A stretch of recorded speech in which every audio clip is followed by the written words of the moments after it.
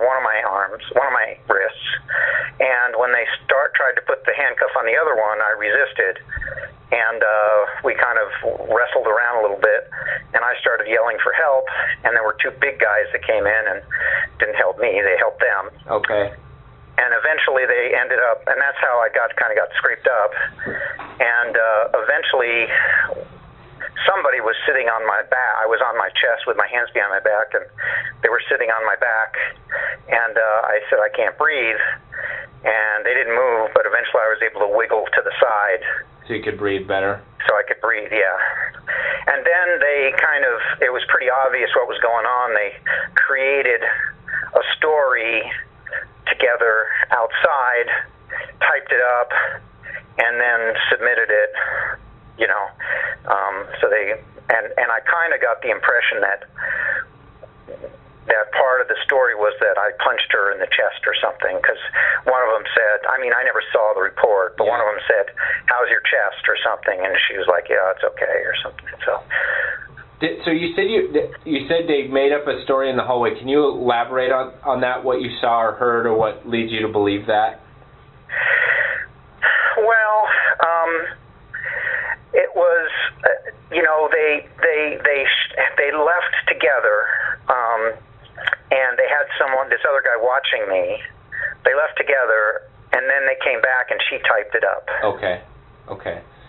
And to back up a little bit, so they took you into the back office, and they said they threatened you and said you were going to lose your job, and they wanted you to sign some paperwork. How did that all play out? So you sit down with them, and then what did they tell you? You said they wanted you to pay some money?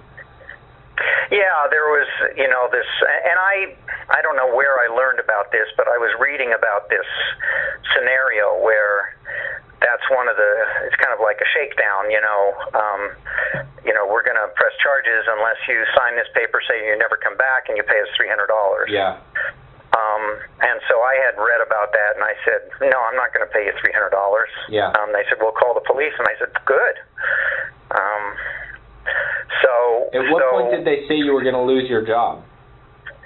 Somewhere along the line where, they were looking me up, I have a big presence on the internet, for a couple, because I work for the state, and so my name is on a lot of stuff, and so they pulled all sorts of stuff up, and they were like, she was doing that, and she was, oh yeah, we know all about you, blah blah blah, and we can see here, it's all here, and then they said something about, what did she say? Oh, he said something like, never done this before or something. I said no, and he says, oh, you've never gotten caught before, He said that? Or something. Yeah, he said that, and he said, we see this all the time, we know all about this, that kind of thing. Yeah. At what point did the male who was there, at what point did he show you his badge? Fairly early on. It was kind of clipped to his belt, and he kind of flipped it up, like maybe it was a little hidden under a shirt or jacket or something. He kind of flipped it up a little bit to show me. Yeah. Just kind of flashed it. It was comical. It's like what you see in comedy movies where someone flashes a badge and says FBI and then closes it real fast. It was. Yeah. Did you see if he was wearing a gun or anything like that? I don't think he was wearing a gun. Okay. Yeah, he was pretty incompetent. Like I say, they couldn't get the other handcuff on me. Yeah. So you said you didn't sign the paperwork, correct? Correct. Did they ever give you any copies of it or anything like that? Boy, I might have a file that might have it, and I can check. Okay, that'd be great. Yeah. Anything you can find related to that incident, I would greatly appreciate. Especially the statement you wrote right after, just because, like you said, it'll be a fresh account of what occurred. Yeah, and I'm kind of familiar with that idea that weighs well with the courts. Yeah. And so you said did you actually go to court? No. Well, yeah. I did. But when I got there, I think maybe the first time they said, well, we don't have any record of this. And they said, if you don't hear from us, you don't have to come back, or something like that. Okay. Yeah. So you never, the employees or a representative from Amy Hardware never actually showed up in court with you?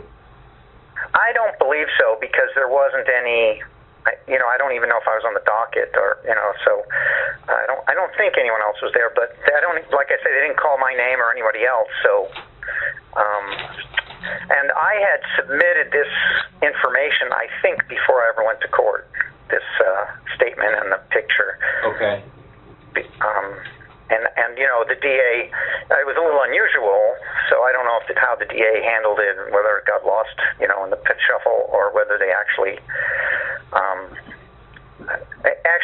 come to think of it, I'm not sure that I submitted first.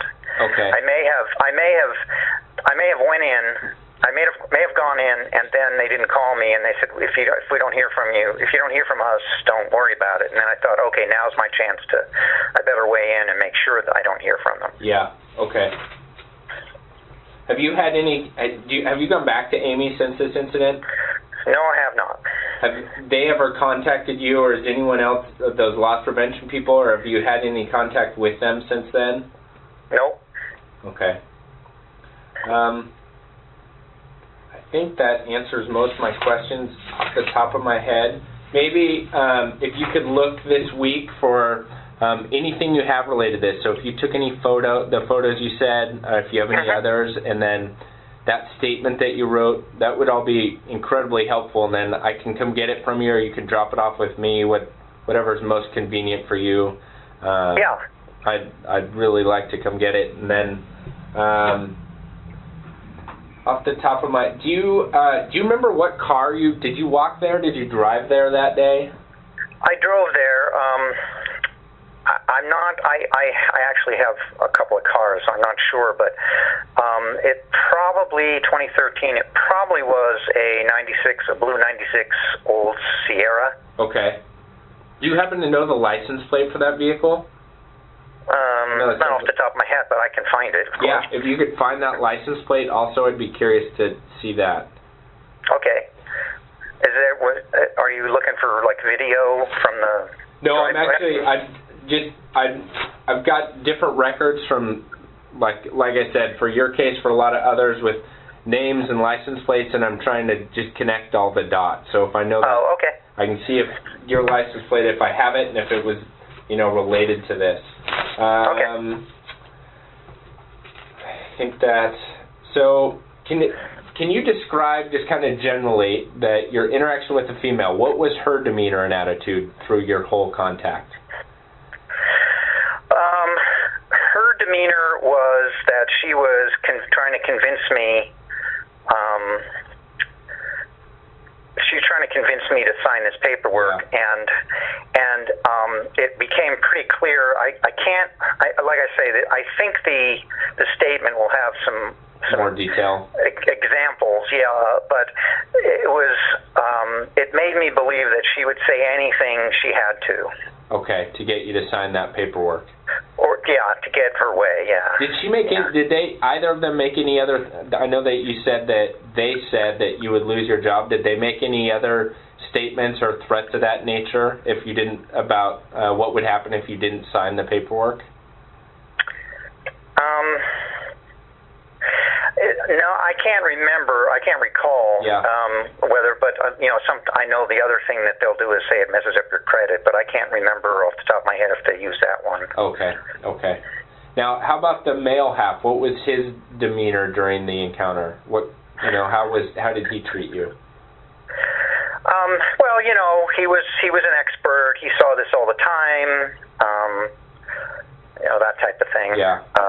And he was trying to come across as a police officer. Do you remember? Do you remember specifically who made the threats about losing your job? If it was him or if it was her? No, I don't. But I do remember that when I said I work for the state, she says, "Oh, so that's why you don't care." Well, that's a weird statement. Yeah, like I couldn't get fired from the state, so Yeah. that's what she was thinking. Okay. All right. I really appreciate you calling me back and be willing to talk about this. Oh, I appreciate you doing something about it. You know, it was sort of on my list of things to do, but there's only so many bad guys you can deal with at once. Yeah. Well, if you wouldn't mind, sir, looking for that stuff, and then maybe calling me, you know, whenever you find it, or next week, whatever works best for you, or if you'd rather, I can reach out to you. But if you would look for it, and you know, like I said, I can come make copies or whatever and get it from you. That'd be really great. Well, you know, it's all electronic, and I have your email address, so I can probably just email it to you, and then if you need... Oh, man, that would be outstanding. Yeah, sounds good. That would be great. Okie dokie, I will be in touch soon. All right, Mr. Thank you so much, and have a great night. Sure, thank you for your help. All right, bye-bye. Bye. That was... the date is December 2nd, 2015.